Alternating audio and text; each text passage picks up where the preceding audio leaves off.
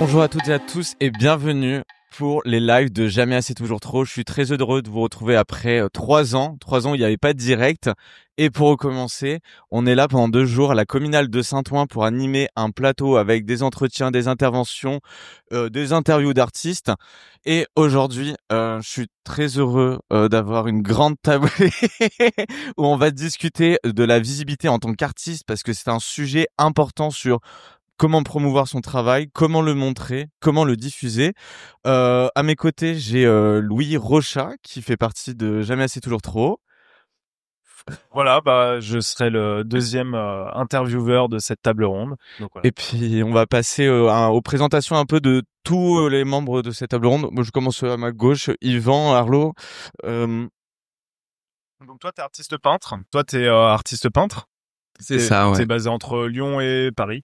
Exactement. Donc voilà, tu nous parleras un petit peu de toi, comment ça se passe aujourd'hui et comment t'arrives à faire ta place dans le monde de l'art. Avec plaisir.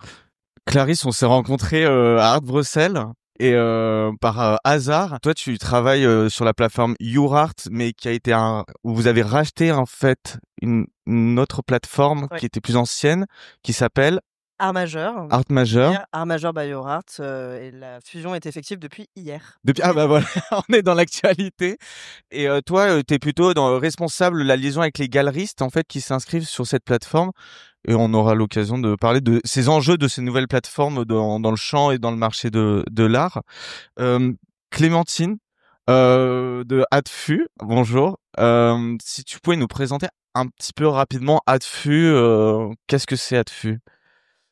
Adfu, c'est une plateforme de troc d'œuvres d'art entre artistes qui existe depuis bientôt 3 ans et qui réunit à date plus de 9000 artistes et qui a ouvert ses portes depuis un peu plus de 6 mois aux non-artistes, qui vont pouvoir, qui peuvent désormais découvrir le travail d'artistes et leur proposer d'acquérir leurs œuvres par le biais de l'achat, mais aussi par le biais du troc, puisque on a chacun beaucoup de ressources et donc voilà, l'objectif c'est de rendre la collection accessible à tous et à toutes. Et donc toi, Florence, t'es aussi artiste peintre. C'est ça. Et tu as ouvert un lieu qui s'appelle Ad Aventura à Bruxelles. C'est ça. Donc voilà, c'est un lieu qui existe depuis 2021, que j'ai géré toute seule depuis là. Et je suis peintre en parallèle, donc je gère les deux ces deux aspects. Ok, très bien.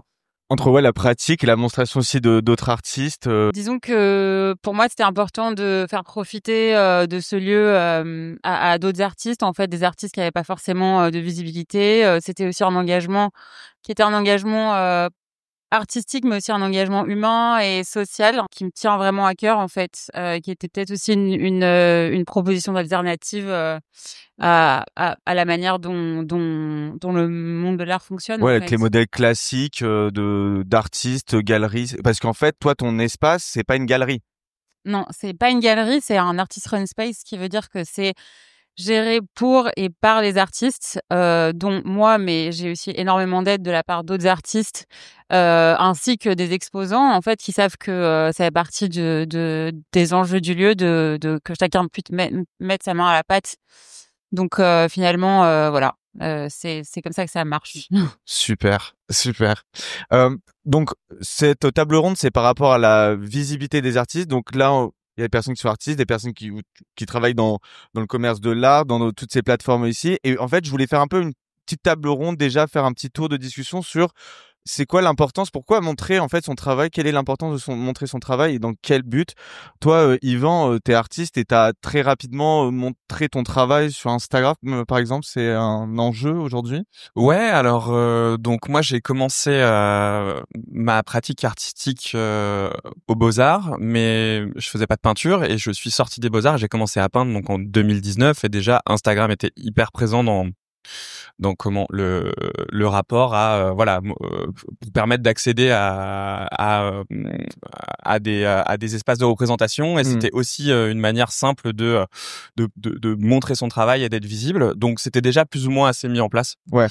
Et donc j'ai commencé à faire ça un peu comme tout le monde parce que finalement on n'était plus en 2015 et Instagram était déjà ce qui commençait à être aujourd'hui.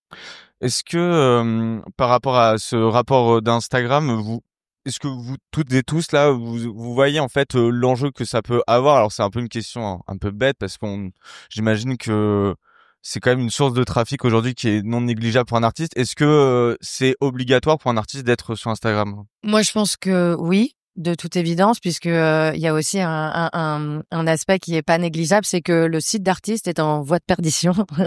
De moins en moins d'artistes ont de sites, et donc du coup, en fait, Instagram devient leur plateforme de diffusion principale.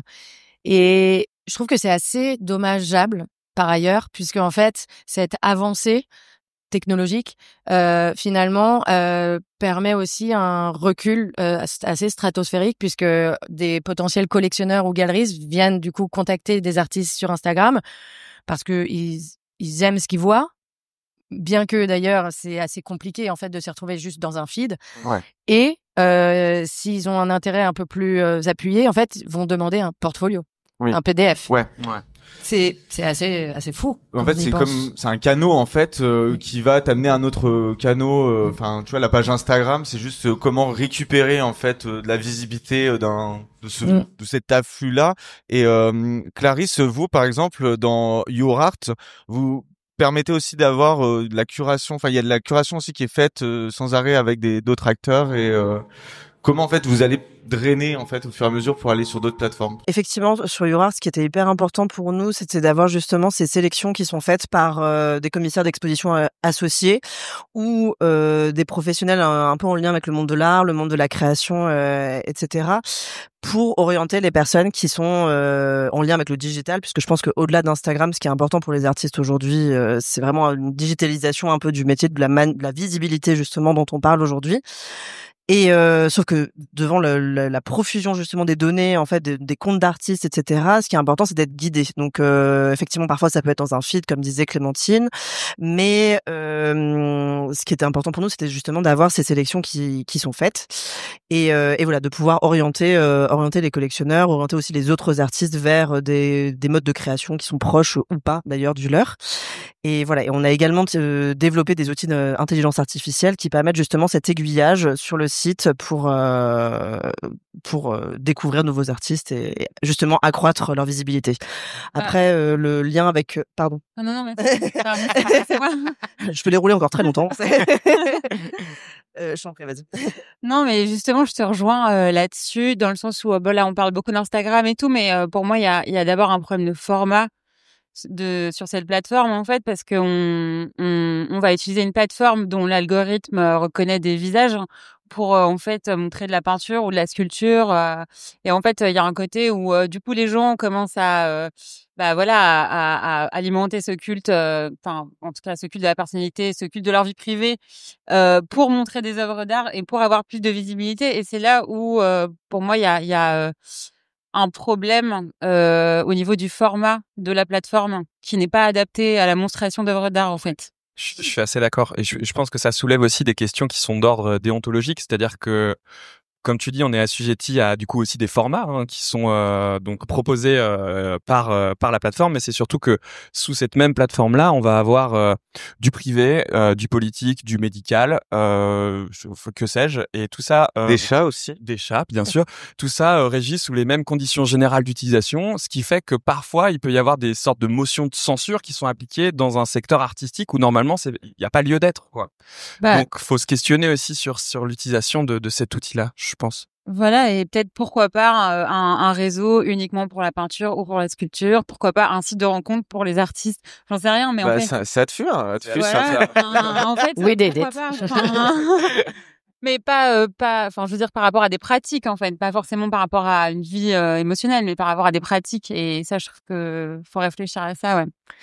Oui, et il y a aussi en fait des limites aussi à un modèle comme celui d'Instagram. C'est toujours en fait ça répète ce qui se passe un peu dans le réel, mais ça l'exacerbe. C'est l'histoire d'affiliation de réseaux d'algorithmes qui fait que en fait les inégalités qui existent dans le réel en fait perdurent dans le digital, et donc finalement il n'y a pas d'égalité des chances. Ouais. Enfin, voilà. Et je parle je rebondis sur l'égalité des chances. Quand on voit des artistes qui sortent d'école d'art, déjà on sait que le système d'école d'art, enfin il est, pour moi, je trouve pas du tout égal. Enfin c'est pas du tout égal entre tous les enfin tous les étudiants, parce que déjà il faut avoir quand même la possibilité de pouvoir suivre cette formation-là. Et ce que je veux dire aussi, c'est qu'une fois que t'es sorti d'école d'art, t'es confronté à ce jeu donc de connexion avec des milieux, etc. Et on sait que c'est ultra compliqué cette transition avec les écoles d'art. Et par exemple, je rebondis à Clémentine, moi en tout cas dans l'application que vous avez créée, et moi qui m'avait tout de suite plu, c'est en fait ce besoin de se reconnecter en fait aux gens et de refaire de la connexion. Et je pense que dans le milieu artistique, quand je vois sur Instagram, j'ai l'impression que c'est un peu une dualité entre des gens qui se battent de qui qui a la meilleure image, qui a le meilleur qui rentre le plus dans le code, etc. Et pour vous, ça serait quoi un peu les conseils un peu pour des jeunes artistes sortis d'école d'art par rapport à cette visibilité? C'est s'unir. Enfin, c'est vraiment, c'est ça. Ouais. Et que, en fait, ce que t'as soulevé un problème, et en fait, c'est vrai et c'est faux, dans le sens où, c'est vrai on met beaucoup les artistes en compétition. Il y a des prix, il y a des concours, etc. Bon, c'est normal, hein, mais voilà, même dans certaines écoles, on pousse cette compétition. Sauf qu'en fait, on voit que quand t'as pas de galerie, quand t'es lâché dans la nature après l'école, finalement, c'est quand t'es plusieurs, quand tu te rassembles en collectif, quand tu crées des artistes run space, quand tu te crées des expos parce que t'as pas de galeristes qui vont le faire pour toi. Et donc, du coup, en fait, c'est quand tu t'unis que t'es une force. Et nous, c'est vraiment ce qu'on a voulu développer avec Adfu, en créant une plateforme qui, à l'inverse de toutes les autres initiatives, je pense, en fait, est partie à changer, en fait, à inverser le paradigme, c'est-à-dire qu'on est parti des artistes. Ouais. Et ensuite, pour voir ce qu'il allait se passer. Mmh. Et en fait, pour dire, c'est vous qui êtes au centre. Et il serait temps que qu'on le réalise, enfin qu'on en prenne conscience, et que en fait, sans artistes, il n'y a pas d'art, il n'y a pas de marché.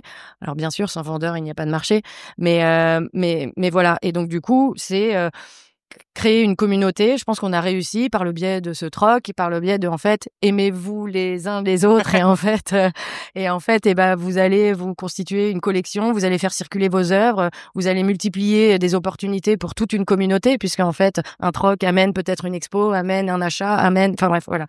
Donc voilà, pour moi, c'est ce qui est le plus important, je pense, pour les artistes. Ça peut paraître un peu naïf, mais ça le l'est pas. Mais c'est de remettre l'humain et de me remettre, enfin, de créer de la connexion. Moi, je vois, je suis de part aussi le média, mais enfin, il y a le côté. En fait, ce qui est le plus important, c'est l'art, et c'est aussi apprécier le travail des autres et de dire aux autres qu'on aime leur, ce qu'ils font, et de là créer des connexions, faire des rencontres, et il y a des opportunités aussi qui s'y dégagent. Florence, toi aussi, il y a beaucoup de jeunes artistes sortis d'école d'art qui ont exposé dans ton espace. Est-ce que c'est important pour toi de leur permettre d'avoir un espace, parce que pas forcément, enfin, quand tu sors d'école, t'arrives pas forcément à exposer dans une galerie directement, donc peut-être leur donner un espace, ça a été important. En fait, déjà, moi, j'essaye de pas vraiment faire de distinction entre les différents types d'artistes. En fait, j'essaye de considérer que voilà, chacun a une pratique. Par rapport à une galerie, moi, j'estime qu'un artiste n'est pas une marque, en fait, et donc c'est une personne qui est inconstante. C'est une personne qui va parfois ne pas avoir de régularité, en fait. Et donc j'essaye de, en effet, montrer des jeunes artistes qui peuvent avoir des œuvres qui sont excellentes et d'autres qui sont moins bonnes, mais en fait ça fait partie de la nature d'artiste, en fait. Et mais je m'intéresse aussi à des gens qui ont des carrières qui sont absolument pas dans le monde de l'art, qui sont des gens qui ont une pratique artistique parallèle à leur vie, que personne ne connaît, ou même des gens qui sont des artistes entre guillemets confirmés, dont je vais faire profiter des jeunes la visibilité, et en fait que à aucun moment il y a de justement de compétition, de distinction, de hiérarchie entre les différents types de personnes ou d'art que je vais montrer, en fait. Donc oui, c'est hyper important, et je pense qu'il faut absolument continuer à se réunir. C'est en effet le point principal Enfin, c'est ce à quoi j'encouragerais les jeunes Ouais. les jeunes artistes, ouais, c'est sûr. Ouais, je suis d'accord. Je pense qu'il y a aussi une capacité où il faut arriver à identifier les structures vers lesquelles on peut se tourner en sortie d'école d'art. Et ça, c'est quelque chose auquel on n'est pas forcément sensibilisé durant notre cursus. Je dis ça de mémoire parce que moi, je suis diplômé en 2017. Ouais, 17. Donc ça fait un petit moment maintenant. Et en fait, on nous a pas appris à identifier les structures, identifier les personnes, que ce soit au sein de notre promo, parce que moi aujourd'hui j'ai quand même travaillé depuis avec des personnes avec qui j'étais en promo à l'époque. Et voilà, je pense que c'est il faut se sensibiliser à ça aussi, je pense. Ouais. Et comment toi, Florence, tu contactes les artistes? Est-ce que c'est eux qui te contactent? Est-ce que c'est toi qui vas les chercher? Ou comment ça se passe en fait le lien avec les gens qui exposent chez toi? Bah, en fait, je me suis posé cette question récemment particulièrement parce que je voulais pas que mes choix soient arbitraires en fait, parce que vu que c'est moi qui gère l'espace, je me disais bah voilà en fait c'est un peu injuste parce que les gens ils vont se dire bah la meuf elle sélectionne un peu. Et du coup, ce que j'ai établi comme nouvelle règle, c'est de demander à chaque artiste qui expose de me faire une liste de 15 artistes. Et à partir de cette liste, ça me permet déjà de donner une parole en fait aux artistes, puisque bah c'est pas parce qu'ils sont cool ou parce qu'ils sont fame ou je sais pas quoi. Je vais juste demander à d'autres artistes de me donner des noms. Et en fait, ça permet d'avoir un processus de sélection qui est plus équitable, je pense. Voilà. C'est marrant. Je me permets de rebondir là-dessus puisqu'on a parlé juste avant. C'est un peu ce qu'on a voulu faire également avec Atfu en créant, en fait, en agrégeant en fait toute cette donnée finalement de 9000 artistes qui aiment les œuvres d'autres, qui plébiscitent, qui demandent des trocs, etc. Nous, on s'est dit, c'est un peu une nouvelle cote qu'on crée, le goût des artistes. Et en fait, on s'est dit, mais en vrai, c'est trop intéressant. Cette donnée, elle est hyper intéressante puisque depuis la nuit des temps, les marchands s'en remettent aux artistes pour leur recommander d'autres artistes. Donc ça va vraiment dans le sens de ce qu'on disait, Ouais, ça va de pair, ce que tu dis. Et ouais. C'est cool. L'affinité, je trouve que Ouais, c'est fort, quoi, de les goûts de l'artiste. Oui. Et oui, moi j'avais une question aussi, c'était donc on a parlé un peu d'Instagram tout à l'heure. Il y a eu un peu un boom d'Instagram après le Covid pour les artistes, parce que c'était vraiment le moment où tous les artistes allaient sur Instagram. Déjà, on avait un peu plus le temps de se créer un Instagram, etc. Et c'est devenu un petit peu obligatoire, j'ai l'impression, pour les artistes de se retrouver sur cette plateforme-là. Et surtout, comment en fait aujourd'hui les artistes, on a l'impression qu'ils doivent faire leur communication, qu'ils doivent vendre, etc. Ils doivent tout faire, ouais. Ouais, il y a une sorte de voilà. Comment toi, Yvan, par exemple, tu te retrouves dans ce système-là? Est-ce que c'est toi qui fais ta com? Est-ce que c'est toi qui... Alors, aujourd'hui, j'ai la chance de travailler avec une galerie parisienne qui s'appelle Sobering et je suis représenté par eux, donc ils vont prendre en charge beaucoup de champs sur la communication et notamment pour tout ce qui est voué à la vente, pour ce qui est des plateformes de distribution qu'on est sur Arty. Enfin, ils sont sur Arty et eux, ils vont gérer quand même pas mal de choses sur de la com immatérielle et de la com papier, etc. Donc tout ça, c'est eux.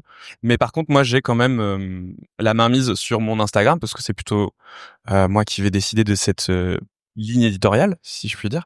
Mais outre ça, moi, j'ai pas d'autres canaux de distribution et de communication.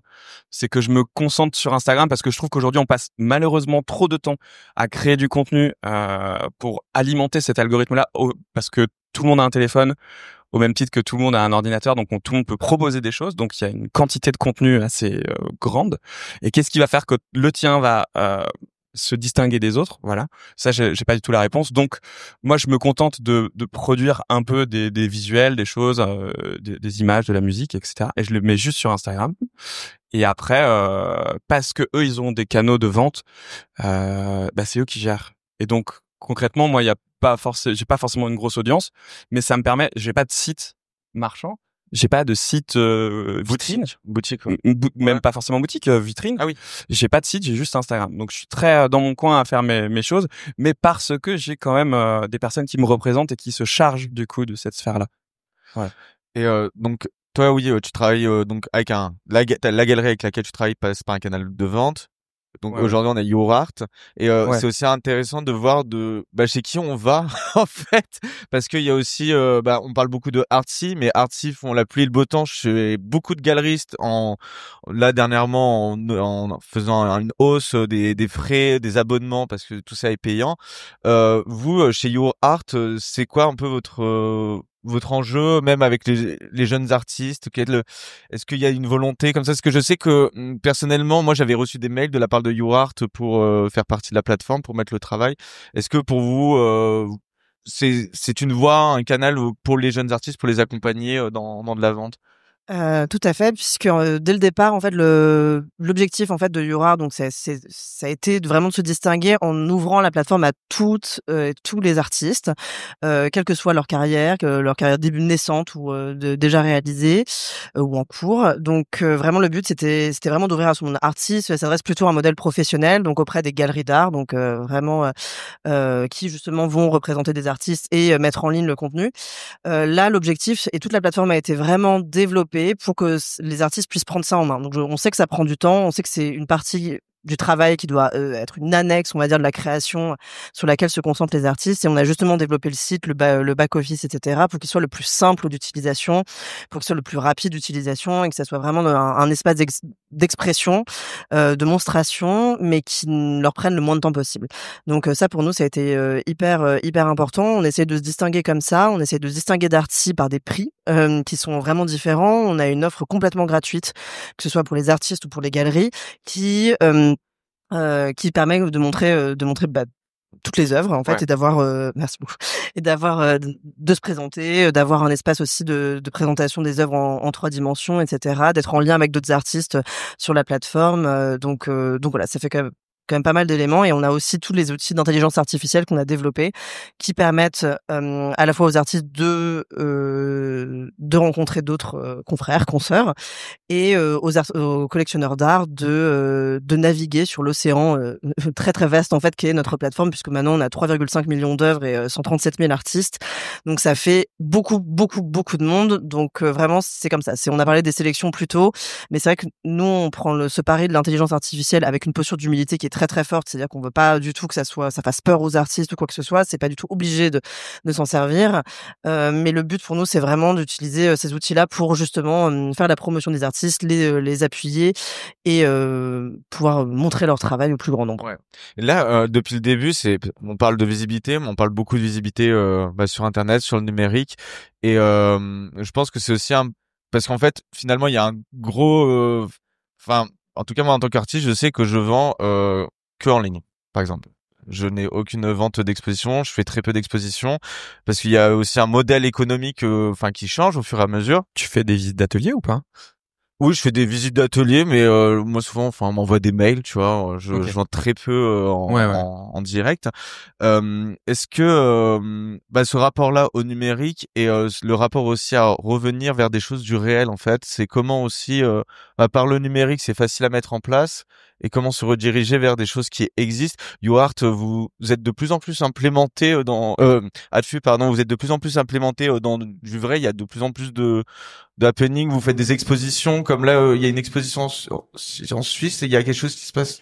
Oui, on n'a pas généré cette exposition, Exposition, c'est pas mais nous on qui vous l'avons invite, piratée, mais, etc. oui. Non, on n'est pas à l'origine de cette exposition, mais on nous a contactés pour faire un talk, donc on va beaucoup parler entre aujourd'hui et demain. Mais donc voilà, donc on y va demain à Genève. Eux, ils ont fait une superbe expo, c'est Spielakt, c'est un festival en fait qui a lieu chaque année. Et en fait, cette année, c'est sur le thème de la collection.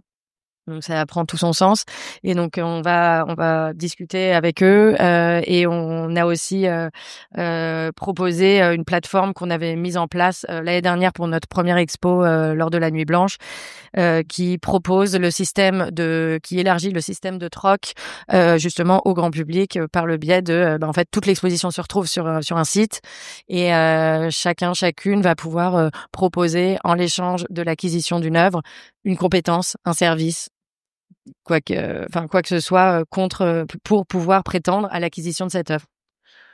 Oui, ça renverse un peu, tout ce schéma marchand, et de redevenir dans du réel. Enfin, encore une fois, voilà, dans du tangible, Ouais, déjà, mais surtout aussi, en fait, il y a un gros problème assez global de l'art contemporain, c'est l'éducation.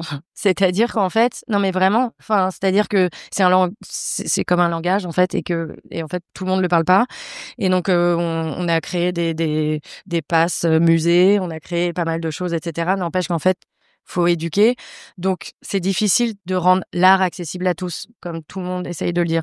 Nous, par ce biais-là, on essaye de rendre l'acquisition d'œuvres accessible à tous, puisqu'en fait tout le monde a un talent, tout le monde a une ressource, quelque chose qui va pouvoir échanger justement pour pour acquérir une œuvre.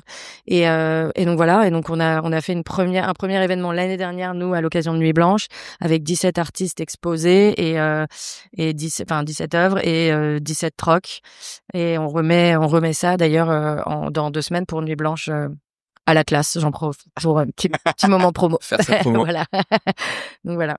Et donc voilà, c'est l'idée d'étendre un peu, en fait, de dire que la collection, le marché de l'art n'est pas réservé à une élite, n'est pas qu'une affaire de nantis, mais voilà, peut être ouvert à tous. Puis en plus, enfin, je trouve que ça alimente ce plaisir en fait d'avoir des œuvres en fait au fur et à mesure. En fait, moi, j'avais rejoint encore une fois Adfu il y a quelques années et c'était le début de me dire ok en fait je peux aussi avoir échanger le travail d'autres artistes et puis c'est un réel plaisir quoi de collectionner même en tant qu'artiste. C'était notre première punchline. Notre première punchline, c'était et l'artiste devient collectionneur. Ouais. Voilà. C'est pas mal de faire ça. Voilà. Ouais. Exactement. Moi, je voulais poser un peu la question par rapport au fait que les artistes aujourd'hui veulent un peu s'émanciper des galeries classiques, qui les enferment aussi un petit peu, qui les rendent un peu moins libres. Aujourd'hui, il y a beaucoup plus de collectifs qui se créent. Non, mais je viens aussi vers Florence par rapport à toi, ton lieu, qui propose aussi aux artistes de vraiment créer sa propre exposition. Ils ont un peu plus la main libre sur ce qu'ils exposent. Comment ça marche chez toi? En fait, déjà, je pense que ça dépend des galeries et ça dépend des artistes. Je pense que c'est pas forcément un enfermement d'être en galerie. Je confirme.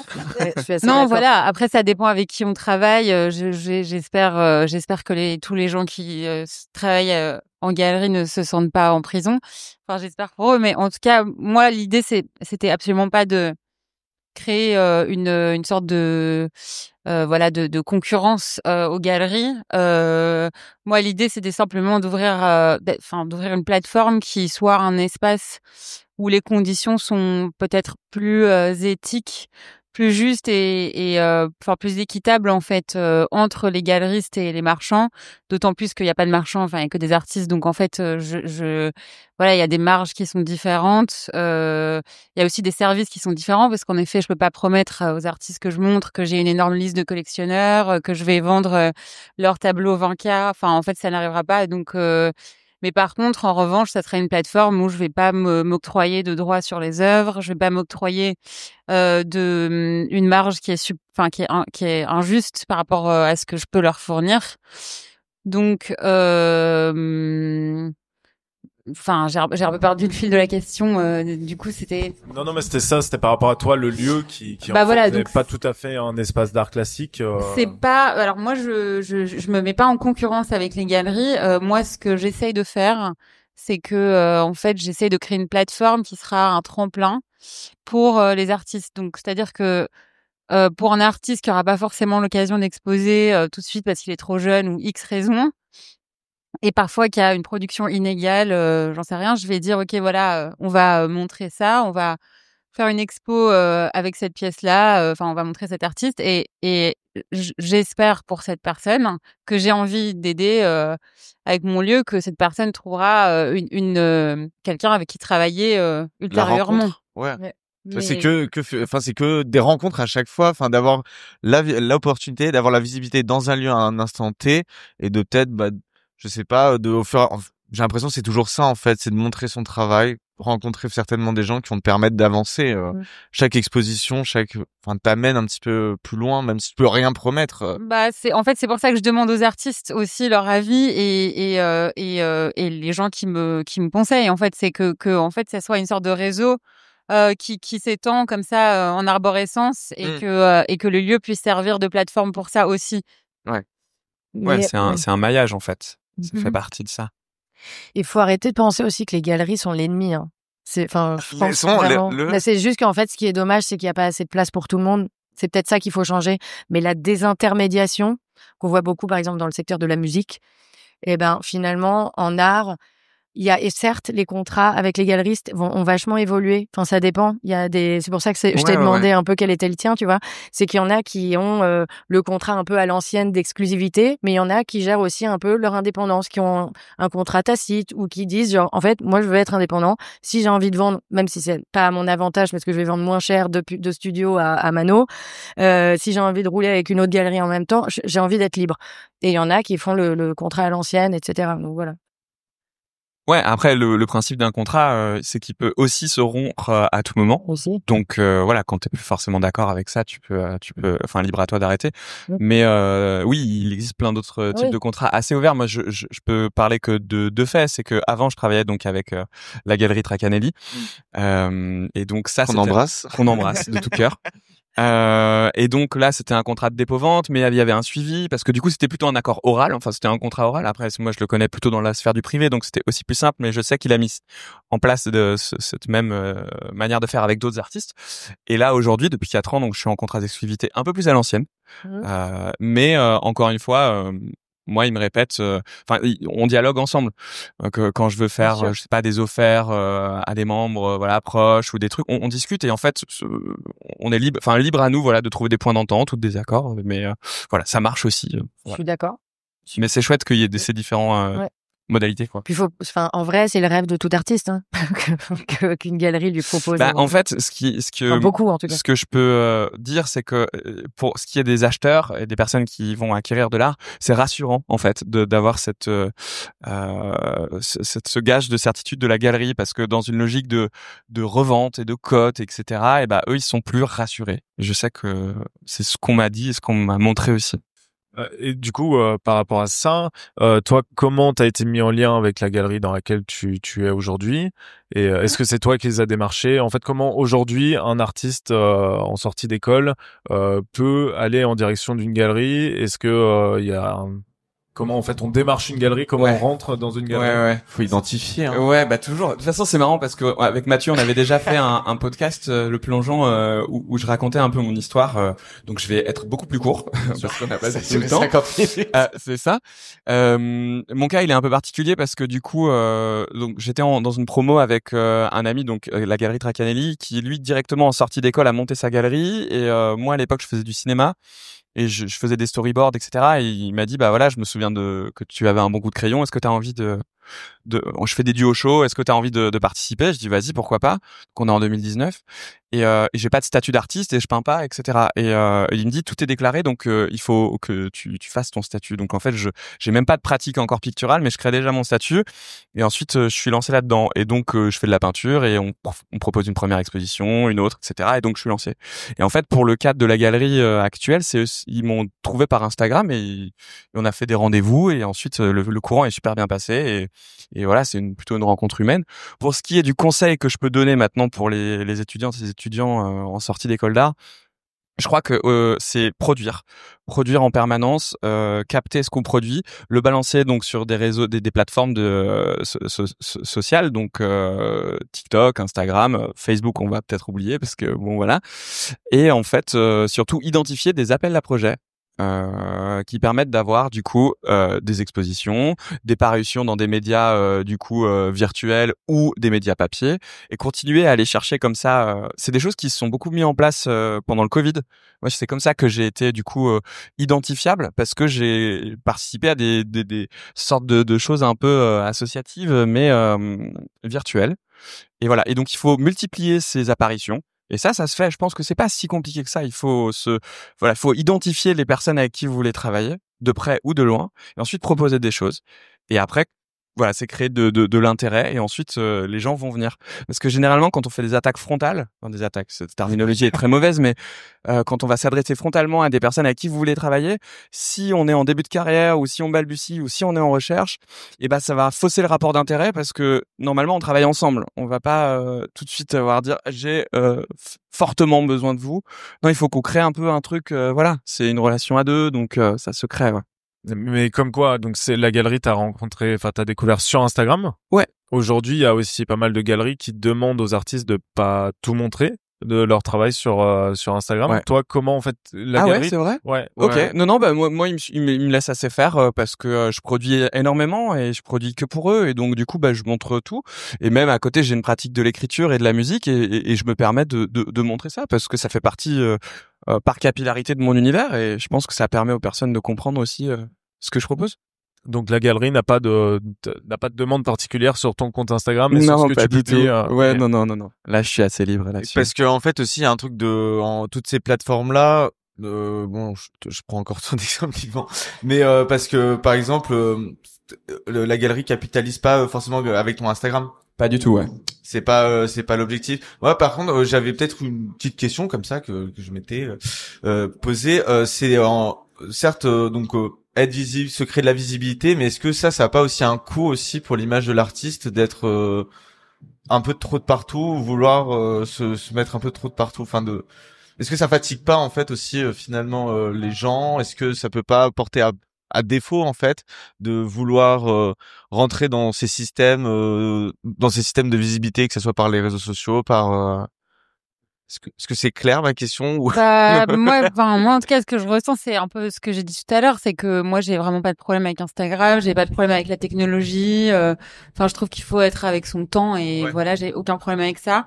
Par contre, je trouve qu'il y a vraiment un problème de format en tant que peintre ou sculpteur ou X en fait. C'est juste que on n'a pas de réseau qui est réellement adapté à la monstration d'œuvres en fait et les liens digitaux qui sont faits dans ces différents éléments qu'il y a au sein de ces plateformes-là ne sont pas des liens qui sont faits en fonction d'une proximité artistique, mais c'est des liens qui sont faits en fonction de visages, d'avis politiques, de mots qu'on met, etc. Et donc c'est juste que c'est un algorithme qui est pas réglé pour l'art et que en fait c'est ça le problème principal pour moi.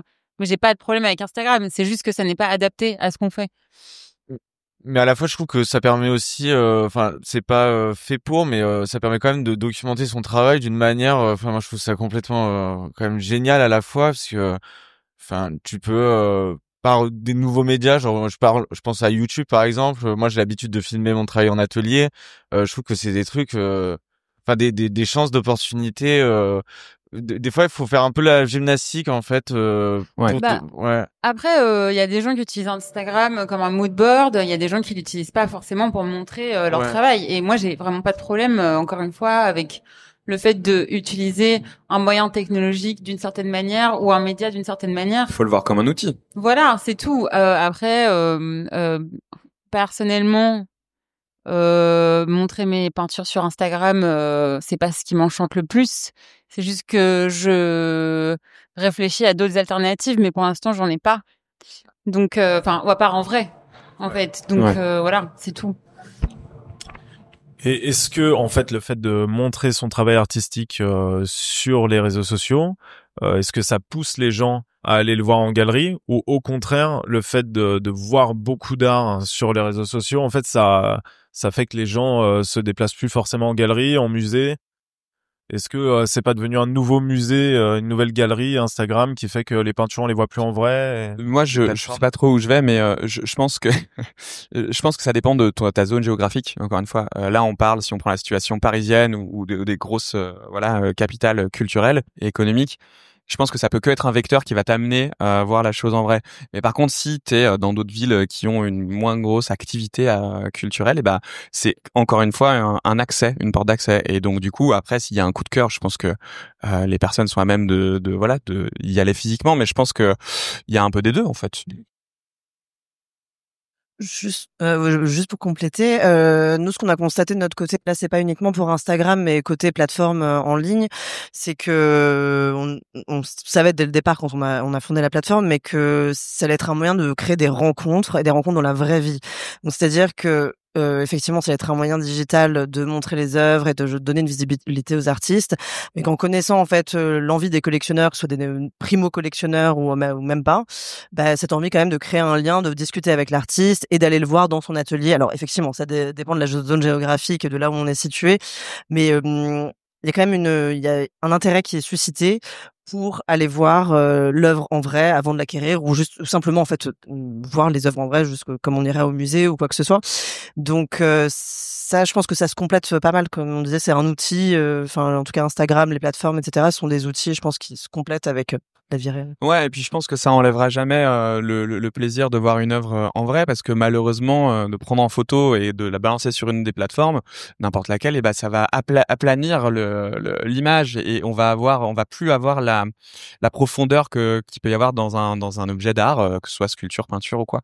Donc c'est toujours bien d'aller les voir en vrai, et je pense que ça peut donner envie, mais le plaisir il sera jamais le même. Pour arriver un peu vers la fin, moi j'ai l'impression que là tout ce qui en découle quand même, c'est le collectif qui reste le plus important. C'est en fait d'un côté on a parlé beaucoup encore une fois de digitalisation, etc. Mais je pense que les réponses à ça, en fait, c'est le retour au réel et le retour aussi à l'entraide et à créer des initiatives collectives. Vous, dans une réponse, tu vois, par exemple, Yvan, tu le vois comment le collectif, dans tes relations avec les artistes? Est-ce que c'est une importance? Ouais, carrément. Alors moi je travaille beaucoup tout seul parce que mon atelier est chez moi, et je trouve que c'est beaucoup plus pour la quantité d'heures que je fais entre 7 et 9 heures par jour, j'ai pas forcément le temps d'aller dans d'autres ateliers. Ouais. Mais ce que j'ai remarqué, en tout cas avec la galerie avec laquelle je travaille aujourd'hui, c'est qu'il y a une vraie cohérence de profil, de persona, des personnes qui sont donc en représentation, parce que on a un bon feeling tous ensemble, et on s'entraide et on se donne des conseils, parce que il faut gérer les quantités à faire, les enjeux, les expos, les foires, et du coup on partage là-dessus, et on se donne même des techniques. Moi je suis hyper fier des fois d'être présenté à côté d'autres artistes, de peintres. J'en profite pour faire une petite dédicace à Julien Litchka, avec qui je suis souvent montré, et lui son travail rayonne un peu avec le mien, et donc du coup voilà, c'est des histoires où on partage pas mal de choses. Mais voilà, moi mon profil il est quand même un peu particulier, parce que je suis quand même dans un cadre plutôt normatif, assez standard. Donc c'est vrai que mais avant ça, j'ai quand même participé à beaucoup de choses associatives, et ça a aussi permis de montrer ma peinture dans d'autres secteurs qui n'étaient pas forcément des secteurs voués à la vente, et un travail artistique qui se doit aussi d'exister hors de ces canaux génériques et normés. Voilà. Alors ça, moi j'avais un peu une question.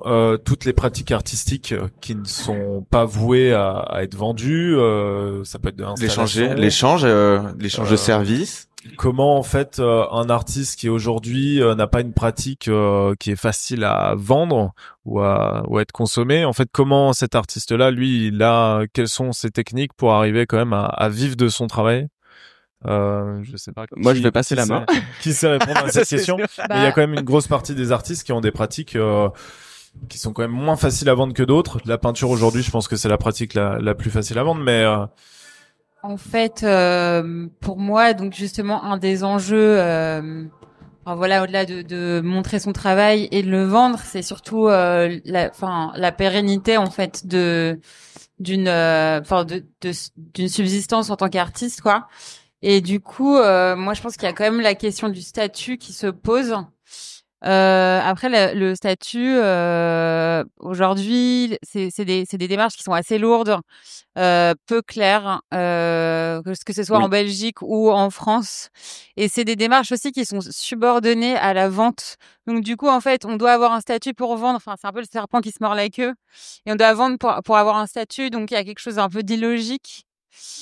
Alors, je sais pas si c'est bienvenu de dire ça, mais j'avais réfléchi à quelque chose qui aurait peut-être pu être une idée, en fait, plus politique. C'est de éventuellement subordonner un statut d'artiste à des services sociaux qui pourraient rendre, par exemple, donner des workshops dans des EHPAD, dans des écoles pour personnes en invalidité.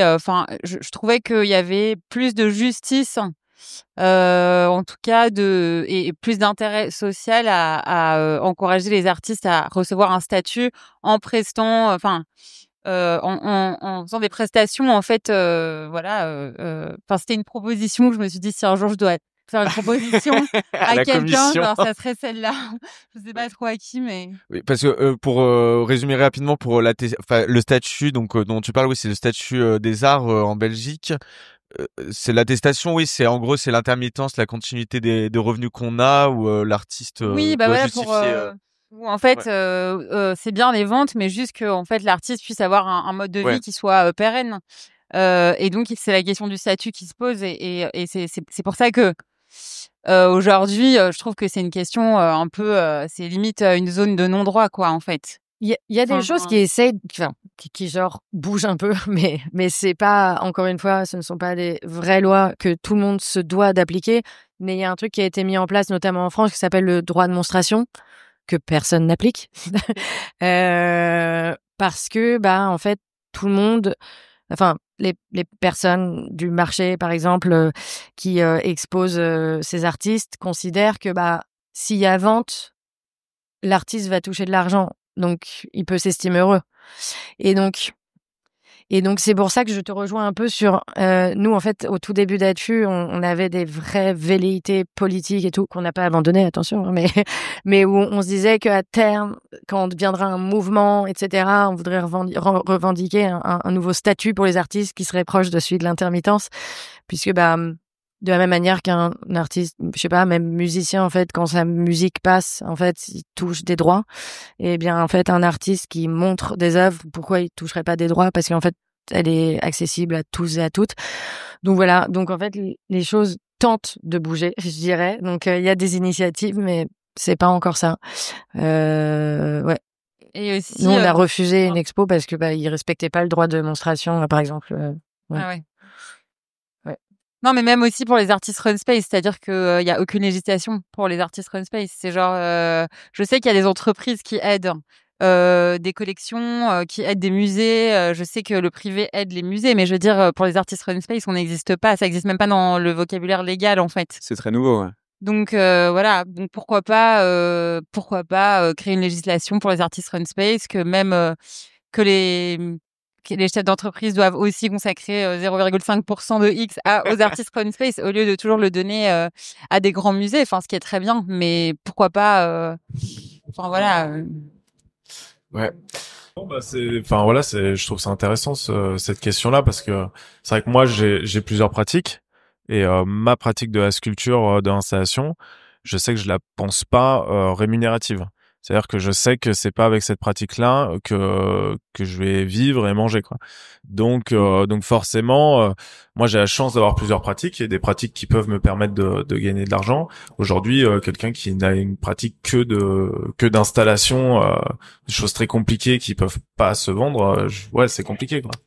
C'est en ça que c'est intéressant d'avoir un galeriste ou une personne, en fait, un référent avec lequel échanger à ce sujet-là. Enfin, moi, à titre perso, j'ai été confrontée il y a pas longtemps à ça avec une artiste que je suis et exactement le même problème. Déjà sur Adfu, nous, on a un peu valorisé le tout peut être une œuvre, c'est-à-dire en fait un fragment d'œuvre peut être une œuvre. Enfin, tu vois, c'est ce que tu décides qui sera une. Enfin voilà. Et donc du coup, à un peu essayer de défricher, de faire un peu de sensibiliser sur voilà, une install, ça peut être aussi une agglomération de sculptures et c'est un peu le sujet que j'abordais. J'ai travaillé moi par exemple avec Tatiana Trouvé pendant quelques temps et ben c'est exactement ça. Enfin elle fait quand même des installations assez monumentales. N'empêche que ça se vend parce qu'en fait l'installation est composée de sculptures. Donc c'est une façon, voilà. Mais je comprends ce que tu veux dire. Et c'était un peu, j'ai l'impression, de l'origine de ta question aussi par rapport aux performances, aux machins, etc. Il y a des médiums qui sont il y a un jeu de jambes en fait qui est fait ouais. pour essayer d'en dégager une rémunération. Ouais. Exactement. Ouais. Moi, je sais qu'en école. Savoir si tu acceptes de jouer le jeu, quoi. Ouais, voilà, c'est ça. C'est le jeu du marché en fait. Hein. J'en avais pas mal parlé avec Abraham Poincheval, qui fait de la performance, qui était prof en école d'art aux Beaux-Arts d'Aix-en-Provence quand j'y étais. Et c'est vrai que lui, par exemple, il a une pratique du dessin en fait de ses performances. Et aujourd'hui, en fait, il y a plein de choses qui tournent autour de la performance qui lui permettent de gagner sa vie parce qu'en fait, juste la performance en tant que telle, c'est pas forcément ce qu'il y a de plus facile pour vivre. Donc, faut toujours trouver des solutions pour arriver à à se rémunérer de ça, et ça c'est compliqué, quoi. Et, alors, je pense qu'il y a plein de nouvelles façons de tirer des revenus de son travail. Moi, je fais peut-être un parallèle, je vais reparler d'Instagram, mais je vois, moi, par exemple, je publie vachement, que ce soit des vidéos sur Instagram, sur YouTube ou quoi, et il y a les sociétés de droits d'auteur qui viennent de plus en plus récupérer, en fait, ces droits de diffusion. Par exemple, lors d'aujourd'hui, je touche des droits d'auteur parce qu'il y a des tableaux à moi qui sont dans mes propres vidéos. Sérieusement? Ouais, de l'ADG aussi avec l'ADGAP. L'ADGAP. Ah, je sais pas, mais en gros, c'est un nouveau DAGP. l'ADGAP. Et donc en fait, il y a de nouvelles choses qui rentrent en jeu en fait dans ces droits de montrer, de reproduction. Et maintenant, les vidéos YouTube te génère. Mais pas Instagram. Non, alors ils sont en train de dealer le truc avec Instagram et TikTok pour les vidéos Reel, parce que j'ai eu les personnes. Il n'y a pas eu de choses qui ont été faites sur YouTube, en tout cas. Alors d'aujourd'hui, tu récupères des droits. Ok. Mais il faut connaître ça. Encore une fois, c'est en fait, à chaque fois, c'est un gâteau, et les gens qui prennent le gâteau, ils disent pas quel gâteau, parce qu'après, t'es obligé de le partager avec plein d'autres gens. Et en fait, tu dis pas. Ben je le dis. Bravo. Mais on a fait beaucoup de pubs pour Instagram pendant toute cette conversation. Néanmoins, faut aussi noter que depuis quelques mois, ils ont pas super bonne presse, et qu'il y a quand même, nous, on a fait un énorme sondage auprès de notre communauté. On a eu genre 900 artistes qui nous ont répondu, et il y en a eu beaucoup justement, notamment sur ces sujets de diffusion, etc. Et qui nous ont dit que il y en a pas mal qui quittent Instagram. Qui envisagent, Aujourd'hui, donc, malheureusement, je pense qu'on est tributaire. On en a fait un peu l'apologie, mais non, mais en fait, c'est même c'est pas, aussi même ça, c'est. Je pense que c'est bien de changer, d'inverser un peu la balance. C'est qu'aujourd'hui, oui, on en est tributaire, mais on est tous c'est ça le en problème. capacité de voir qu'il y a un vrai problème. Qui est encore une fois déontologique.